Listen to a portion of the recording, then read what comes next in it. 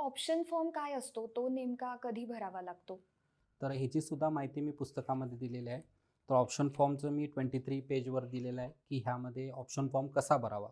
तर option form भरताना फार बारकाईनं आणि काळजीपूर्वक भरावा लागतो. तर ह्यामध्ये आपण जर पाहिलं तर तुम्हाला कुठल्या जसं मी सुरुवातीला सांगितलं, की जसं तुम्हाला पुण्यामध्ये ॲडमिशन घ्यायचं आहे, तर 11वी-12वी पुण्यातून करणं गरजेचं आहे. तर त्यामुळं काय होतं, की आपल्याला होम युनिव्हर्सिटीचा बेनिफिट मिळतो.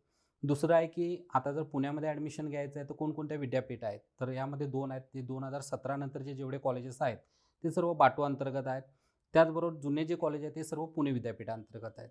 त्यानंतर तुम्हाला त्या जिल्ह्यातील प्रमुख कॉलेजेस कोणकोणते आहेत, जसं गव्हर्नमेंट कॉलेज आहे, गव्हर्नमेंट ॲडेड असेल, अनएडेड असेल, प्रायव्हेट कॉलेज असेल, जे काही कॉलेजेस आहेत ह्यांची माहिती घेणं गरजेचं आहे. तसेच आपल्याला कुठली ब्रांच घ्यायची आहे. आता काही विद्यार्थ्यांना जसं तुम्ही मगाशी विचारलं, की स्कोप कुठल्या ब्रांचला आहे. तर काही विद्यार्थ्यांना वाटतं, की मला कॉम्प्युटर इंजिनिअरिंग करावं, आय-टी इंजिनिअरिंग करावं, एन-टी-सी इंजिनिअरिंग करावं.